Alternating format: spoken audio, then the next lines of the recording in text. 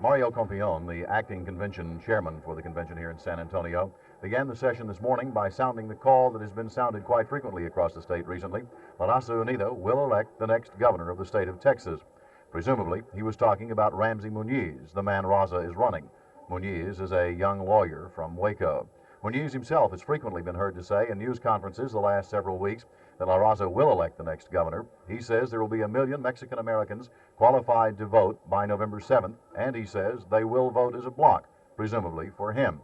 Compean, in opening today, also listed a number of people who have been elected, some of them by write-ins, across the state of Texas to political offices. The big daddy of them all, the person most responsible for initiating this movement, Jose Angel Gutierrez, President of the Crystal City School Board.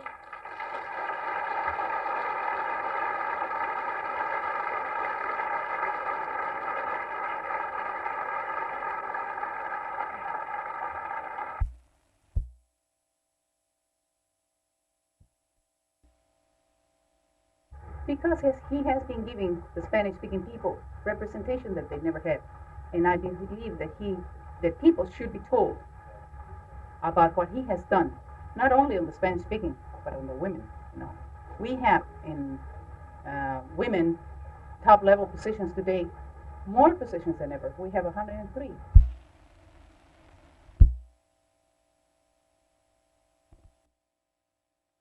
This week you made a reference that this would be a religious Woodstock, and the city officials, some city officials in Dallas, were hoping to stay away from that kind of reference to Woodstock, and that has worried them just a bit. Could you comment on that, please?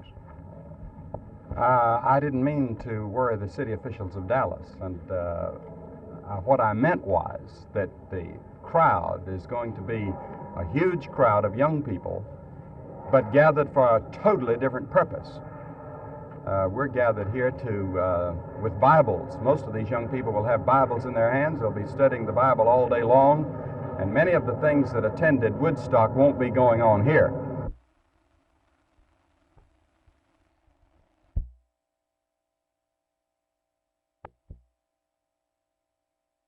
See this light plane come over from that direction at about 500 feet, and his engine, the motor, was cutting out. So I followed him in the sky. Apparently, he went out of sight. What'd you do then? Well, I went around to the corner of the shed here where I could see him. And I couldn't see he was going to go out of sight, so I come over here and walked through this gate. Were you able to see him from here? Yeah, I could just see him as he went on. I come over right fast. See, I could just see him follow the plane over. When I got right here, he was about 200 or 300 feet high, and then he just dived right into the ground, right head on. Could you tell that he had control of the plane most of the way? Well, he did up to a point, and then it looked like after he got right yonder that he just lost control and just nosed right down, right into the ground.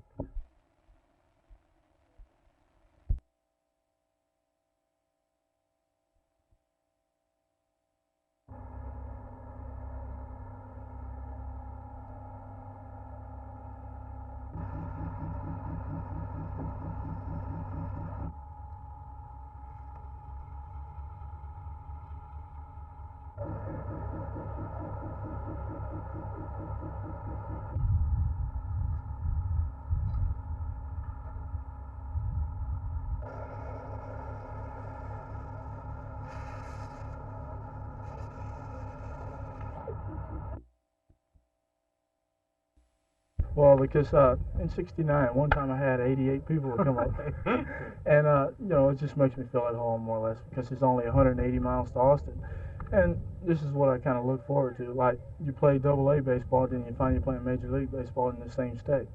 Is there a lot of pressure on a young ball player playing with a big team like Baltimore?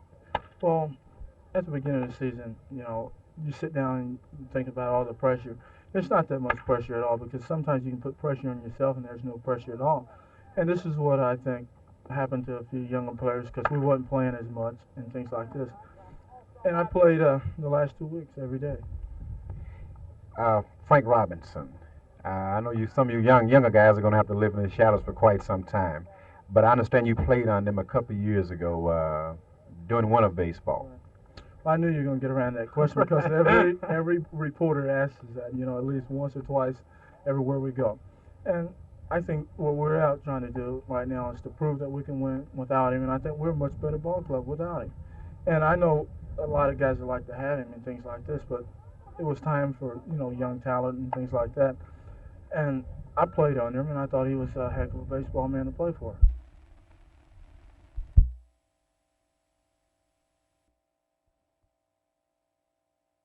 No way, no way.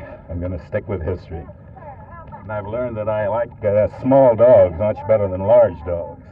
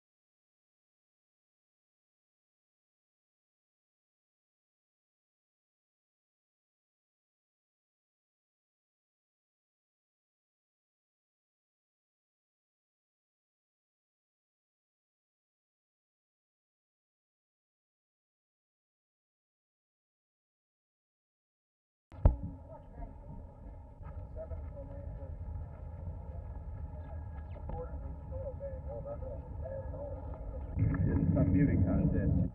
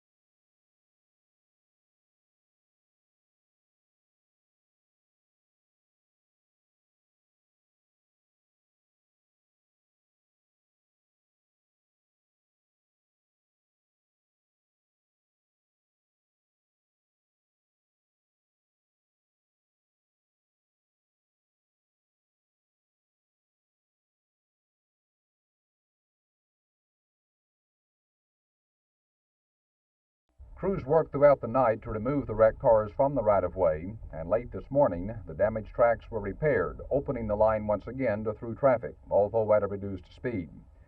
But officials say it will be several days before all the debris is cleared up. Altogether, about a dozen cars left the tracks when the two trains collided yesterday afternoon. An eyewitness told Channel 8 News that one freight had stopped when the second train rounded a curve and slammed into its rear. The two crewmen in the onrushing train were able to jump clear of their cab and received only minor injuries. But the two occupants in the caboose of the second train were not so lucky. They both died in the twisted wreckage. And it was several hours before their bodies were recovered. In fact, the second body was not recovered until late last night. The engineer told newsmen there was no way he could have stopped his train in time to avoid plowing into the rear of the other freight. Santa Fe officials say, based on their preliminary findings, that there was no switching or signal error before the crash, which leads them to believe, based on their preliminary investigations, that human error was the reason for this accident. Jack Hill, Channel 8 News on the Move.